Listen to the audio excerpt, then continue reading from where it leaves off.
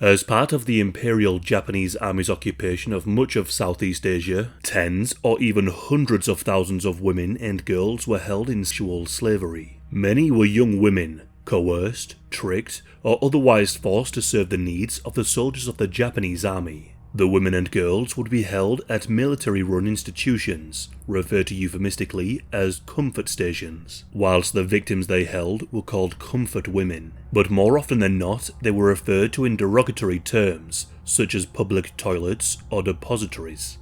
Existence of such stations was denied by the Japanese government for quite some time, and even to this day, there are plenty who continue to insist that such arrangements were entirely consensual. In today's video, we will cover the history of comfort women.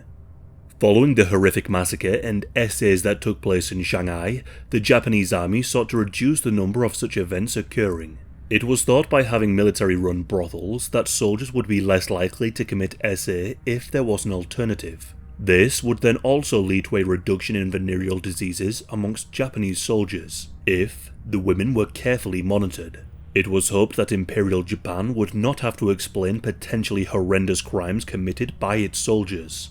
Finally, it was thought that such a system would increase the morale of the soldiers, albeit at the expense of the young women and girls that were used. The man largely seen as the driving force behind the implementation of this idea was General Usagi Okamura, the Vice Chief of Staff of the Shanghai Expeditionary Force. In 1932, this system was put in place, though soon expanded to become standard practice. Whilst the goal was to stop such atrocities from occurring, it is important to note that the comfort women did not stop SA by Japanese soldiers, nor was the primary concern the well-being of civilians. The focus was very much on creating a military capable of conquering much of Asia. If only part of the conquered populations were subjected to the whims of the Japanese soldiers, it was hoped that the rest of the population would have less reason to revolt. The use of comfort women formed part of the general approach of the Japanese military, with the use of the Bushido moral code for its soldiers. Japanese propaganda emphasized that to die for one's country and that going to war was a form of purification. This was then combined with propaganda emphasizing the inferiority of the rest of Southeast Asia, often leading to a soldier or officer more than capable of committing heinous acts. When the soldiers visited the comfort women, it was part of the Bushido Code, as a way to purify their bodies before battle. Just as the Bushido Code was used as a means of control, so too were the comfort women controlled by the military and the code, much like how Japanese society was structured around militarism. One of the first sources for the comfort women was Japanese prostitutes, where the profession had long been legalized.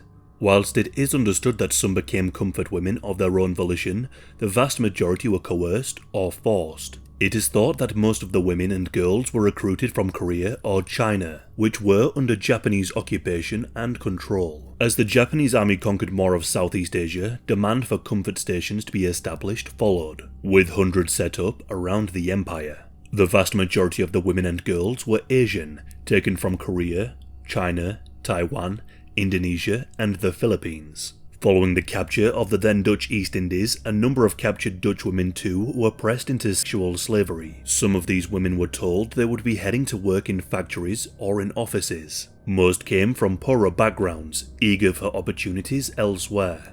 But many were forcibly abducted or taken and shipped to these so-called Japanese comfort stations. Families indebted to the Japanese would be coerced to offer up their daughters, whilst the daughters of men who had rebelled against Japanese occupation were targeted to be forced into becoming comfort women. In most cases, the women would be trafficked all over Japanese-occupied Asia. There were a number of different types of comfort stations that the women could find themselves at. Most were located near the front lines or near military bases.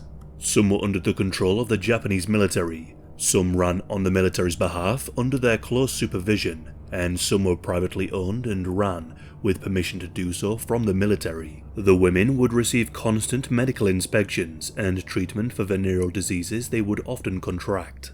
Whilst the official party policy was that soldiers used military-issued condoms, often the women had little say as to whether they were worn or not. The soldiers would pay a flat rate for a specified period of time, the amount dependent on their rank.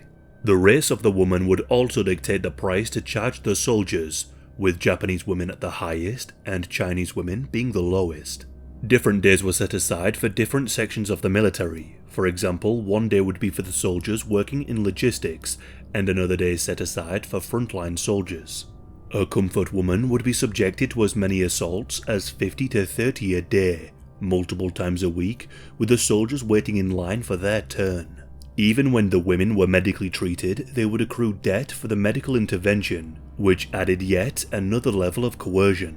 As the war turned against Imperial Japan, the supplies of medicine and condoms ran dry, furthering the spread of disease. There are even accounts of women having to wash out used condoms in order to reuse them. In the end, the use of comfort women played a part in increasing the prevalence of venereal disease amongst Japanese soldiers. As you might imagine, the damage inflicted upon the women was both physical and emotional. Many were given regular injections of the syphilis treatment salvarsan, which had some rather nasty side effects. The repeated trauma of near continuous assault resulted in many comfort women becoming infertile. The women who fell seriously ill or were untreatable would be ejected from the comfort stations and left to die alone. Death was commonplace, with women succumbing to all manner of diseases, hemorrhaging, or even execution for insolence. There are even examples of comfort women who were forced to take their own lives with soldiers who didn't want to die alone, and forced the women to die alongside them. In one infamous example, retreating Japanese soldiers and civilians threw themselves from cliffs in Saipan. Propaganda had painted American soldiers as cannibalistic monsters, whilst it was instilled into the soldiers that surrender was something they should avoid at all costs. Some of those who fell to their deaths were comfort women, some forced to jump, some were convinced that they would face a fate worse than what they had already endured. As for the emotional toll, those who survived the war were left unable to explain to their families just what they had endured. Many kept what had happened to them buried for decades.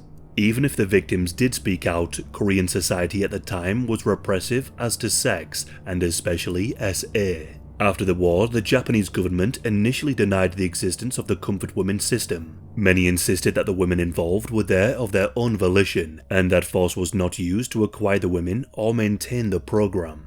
In 1951, Korea was declared independent by Japan, and by 1965, relations between the two countries were normalized. As part of the Normalization Treaty, matters relating to property, rights, and interests relating to Japanese occupation were said to have been resolved, but there was no specific mention as to restitution for comfort women. Japan had already paid compensation for Korean forced labor, but again, no mention was made to comfort women. By the early 1990s, many of the now elderly survivors began to openly share their experiences. Pressure mounted, and the Japanese government issued the Kono Statement. It was admitted that the Imperial Japanese military had used force and coercion to hold women and girls at the comfort stations. The statement issued a sincere and remorseful apology whilst emphasizing that history must not be repeated nor forgotten. Documents from the Japanese military were released, providing evidence of their role in running the comfort stations. But, beginning with the premiership of Shinzo Abe, there was a notable shift to denying comfort women's experience. Attempts were made by the Japanese government to remove references to comfort women from textbooks, whilst prominent politicians openly doubted the accounts, insisting that it was entirely a volunteer program. Whilst a settlement was reached in 2015 between Korea and Japan in respect to comfort women, this was met with dismay by the survivors who were not consulted. All the while, the Japanese government protested the installation of statues around the world commemorating the victims of the comfort women program. This is her war story. The capture. She was 14. One grabbed me by my legs, and one grabbed me by my arms, and they threw me into the back of the truck. I flew high and landed hard. There were about 5 women sitting there. Then forced labor. Routine beatings. And when Yeok-sun later arrives at a so-called wartime comfort station, they would use guns and swords to threaten us. They would shoot and they would cut. How is this a comfort station? It was an execution ground. 40 or 50 Japanese soldiers a day for some women, she says. They're girls, really. By the time this photo is taken of Yi at 21, she's been missing from her home in Korea for so long her own government has declared her dead. This wedding never happened. The graduation didn't either. They're just photos she took. They're symbols of what might have been. A life taken from one of the so-called comfort women.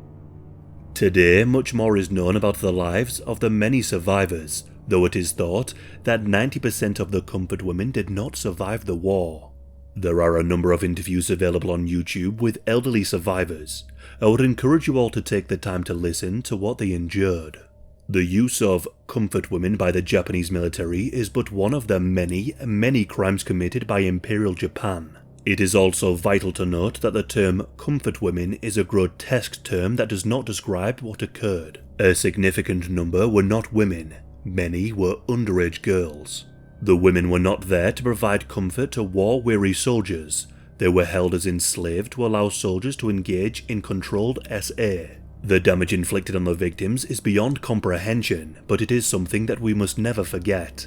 The subjugation of the women and girls, reducing their value and use to the service of a cruel military, is a grim example of the twisted worldview of Imperial Japan.